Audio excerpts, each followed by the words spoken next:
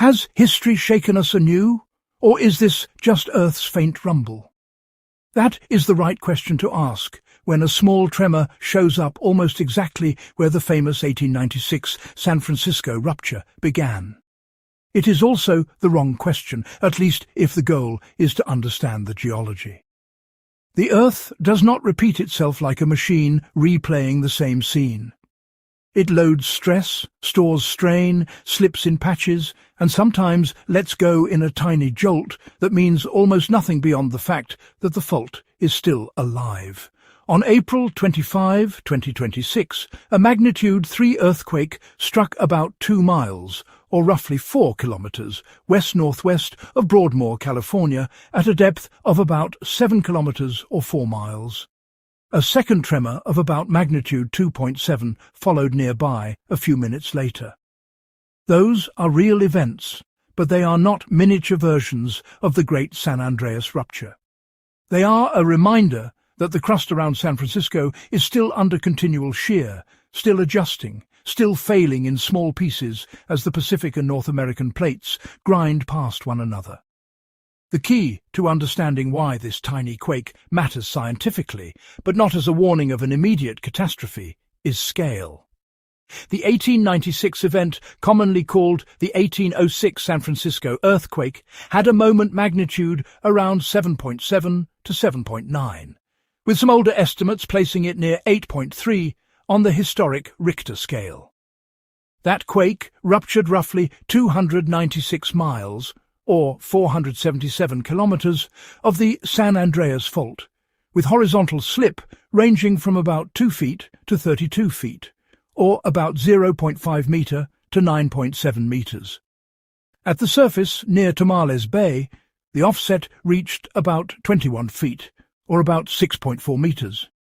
Those are not just larger numbers, they describe a different physical process at a much larger scale. A magnitude 3 event releases vastly less energy than a magnitude 7.9 event, because earthquake magnitude is logarithmic, not linear.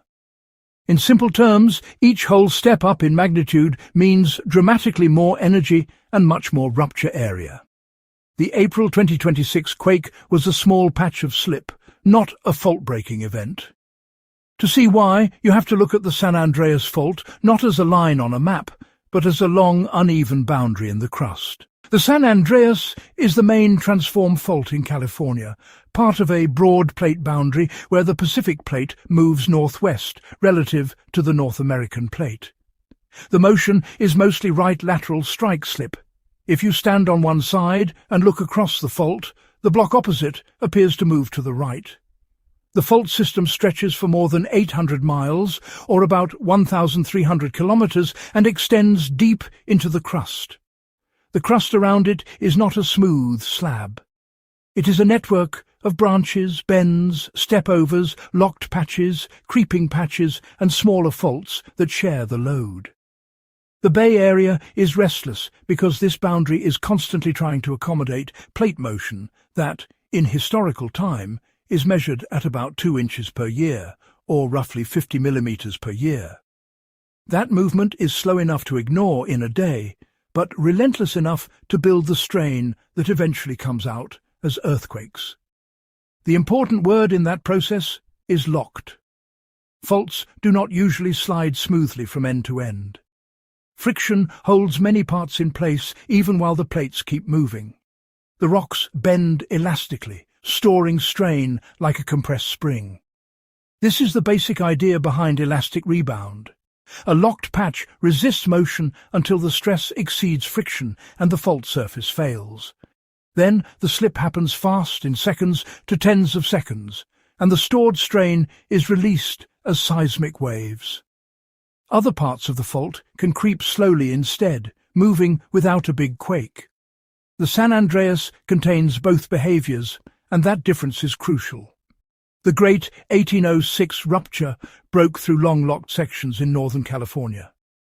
The April 2026 tremor, by contrast, was a tiny failure in the same broader fault system, almost certainly on a much smaller patch. It tells us the fault is still active, but not that a segment is about to produce a full-length rupture. One way to picture the difference is to imagine a long wooden board being pushed sideways across a rough table. Most of the time, the board sticks. The force keeps building. Then a small section gives way with a snap. That is the magnitude 3 quake. The 1806 rupture was not one snap, it was a cascading failure across a huge span of the table, with different sections giving way in sequence. USGS summaries described the 1806 rupture as the longest observed in the contiguous United States, with fault displacement extending from San Juan Bautista to Point Arena, and additional offset inferred farther north. The total rupture length is commonly given as about 296 miles, or 477 kilometers. Scientists also note that some parts of the fault are creeping, while others remain locked for a century or more before they break. That pattern is exactly why a small tremor near the old epicentral region does not imply a repeat of the great earthquake. The same fault can host both tiny slips and giant ruptures, but the size of one does not predict the other. Depth matters too. The April 2026 quake happened at about 7 kilometers or 4 miles deep. That puts it in the brittle upper crust, where rocks can fracture rather than flow. In that zone, stress is stored and released through fault slip. A shallow earthquake tends to couple strongly to the surface, which is why even a moderate quake can be felt by people above it. But a magnitude 3 event still has a very small rupture area and very small average slip, likely only millimeters to centimeters.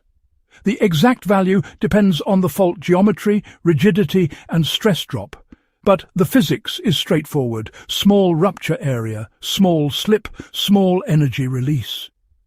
Nothing about the depth or location near Golden Gate Park turns it into a warning sign. It is simply one of the many small adjustments that happen on a loaded fault system. In a region where the crust is already strained, even a little patch can fail without any larger cascade following it. That does not mean the event is scientifically dull. Small quakes are useful because they test how the fault is behaving right now. They help seismologists refine local velocity models, improve event locations, and infer the style of slip. In this case, the most likely mechanism is shallow right lateral strike slip, the same broad motion expected on the San Andreas system in this part of California. A focal mechanism study, once fully calculated, should show whether the slip was mainly horizontal and whether the rupture plane aligns with the mapped fault trace or with a nearby branch. That kind of analysis matters because the San Andreas is not a single perfect plane. It is a complex zone. Small events often occur on splays, bends or minor surfaces adjacent to the main trace. So the question is not simply, did the Earth shake where the great earthquake began?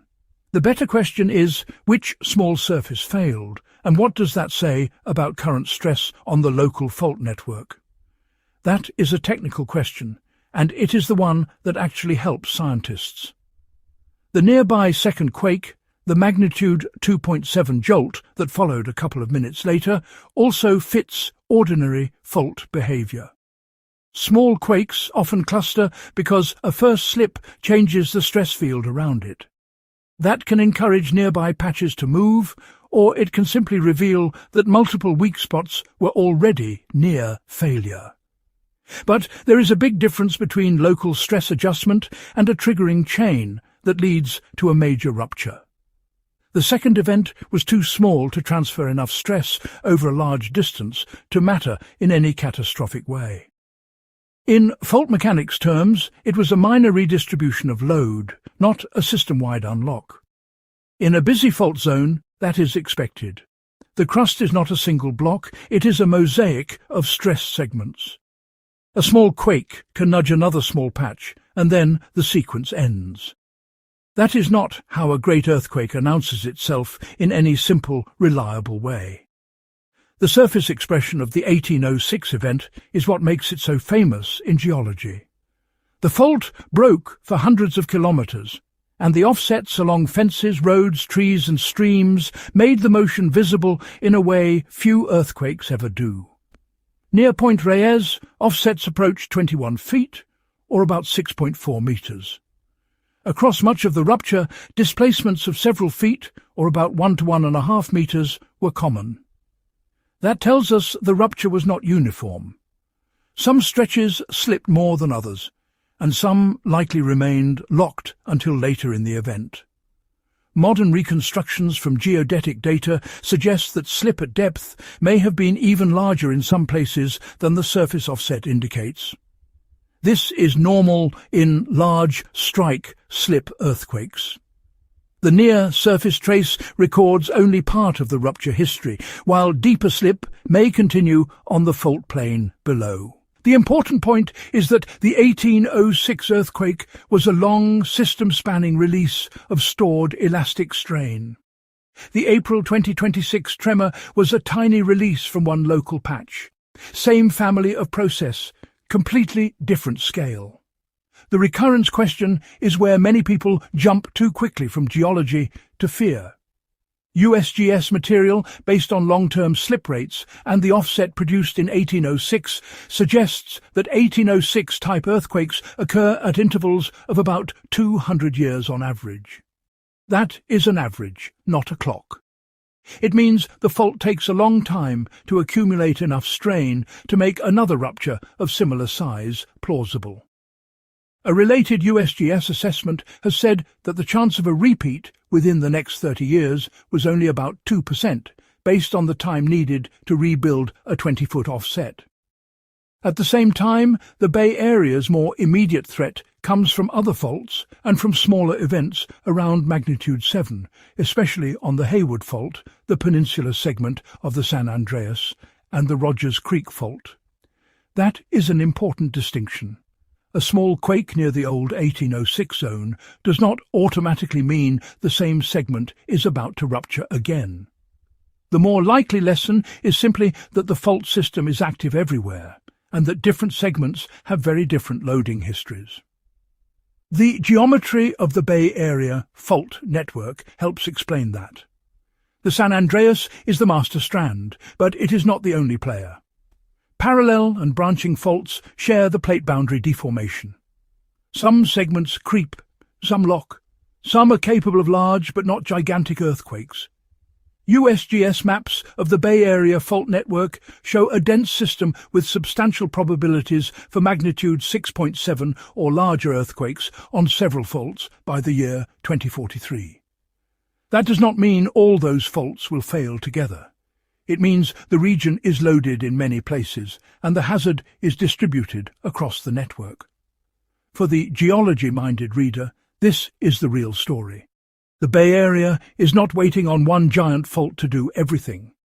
It is a broad deformation zone in which strain is partitioned, reallocated, and occasionally released on whichever segment reaches failure first. The tiny April 2026 quake is one more signal of that ongoing partitioning. The question of why the earthquake was felt at all is also a matter of wave physics. Even a small quake generates seismic waves that radiate outward from the hypocenter. In the upper crust, if the source is shallow enough and the local geology guides the waves efficiently, a magnitude 3 event can be noticed by people nearby. The shaking may be brief, a sharp jolt rather than a rolling motion. The waves travel through rock layers that vary in stiffness, thickness and damping.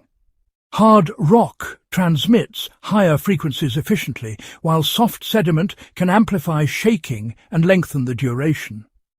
In the San Francisco region, local geology changes quickly over short distances, which is why two places only a few kilometers apart can feel a quake differently.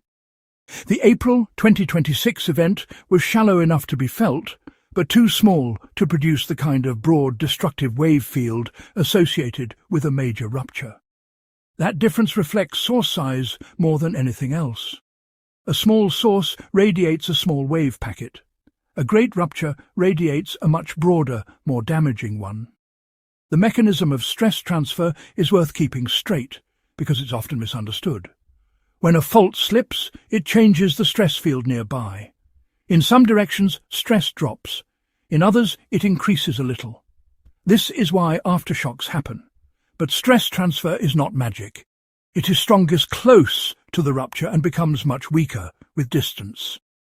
A magnitude 3 event simply does not have the footprint needed to reorganize the entire northern San Andreas system.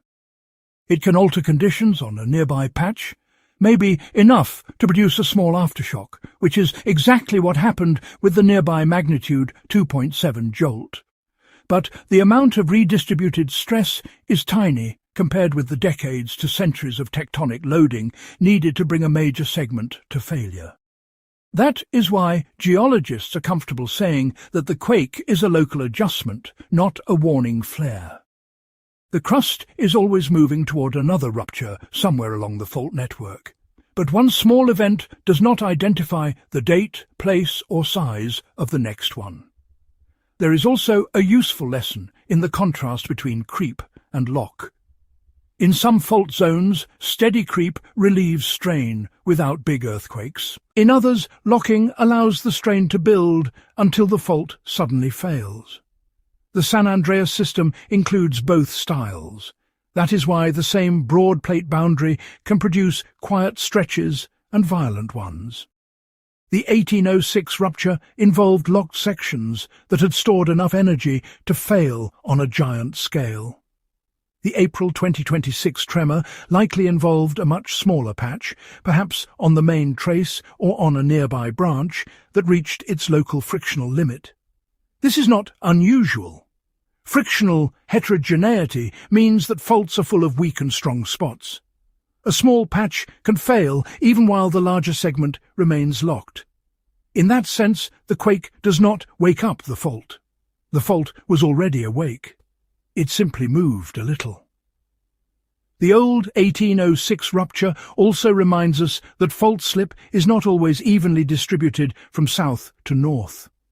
Historical reconstructions indicate that the strongest shaking came from separate zones along the rupture, including areas north and south of the San Francisco Peninsula. That matters because it tells us the fault may fail in pulses rather than as one smooth wave. Large earthquakes are dynamic rupture processes. Once a patch fails, the front of rupture can accelerate, decelerate, jump barriers, and stop when it runs out of favorable conditions. This is one reason the surface trace alone cannot tell the full story. The subsurface rupture may be more complicated than the ground scarp suggests.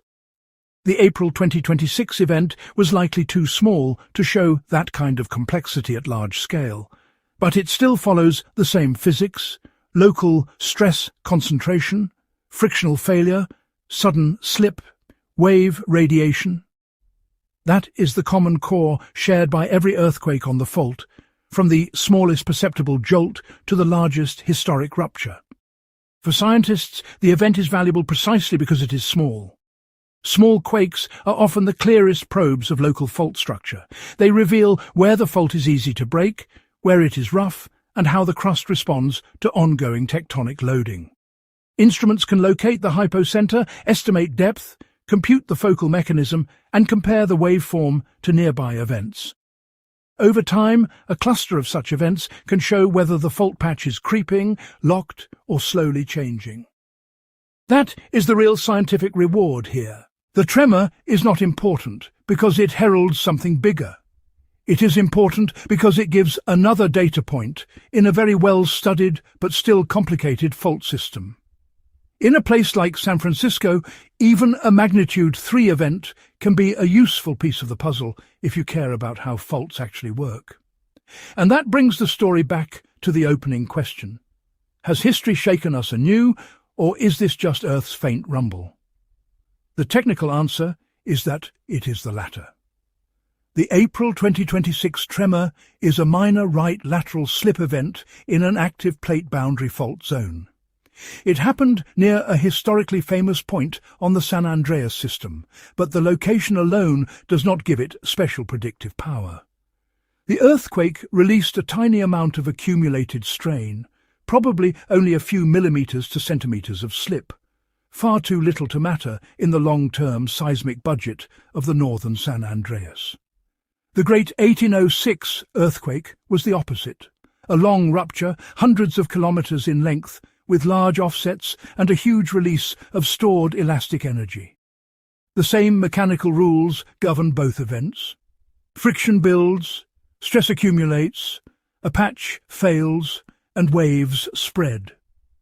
What changes is the size of the patch and the length of the rupture. That is the whole difference between a tremor and a catastrophe. The final point worth stressing is that the San Andreas fault does not need to be near failure in the dramatic sense for small events to keep happening. It is already under permanent tectonic load.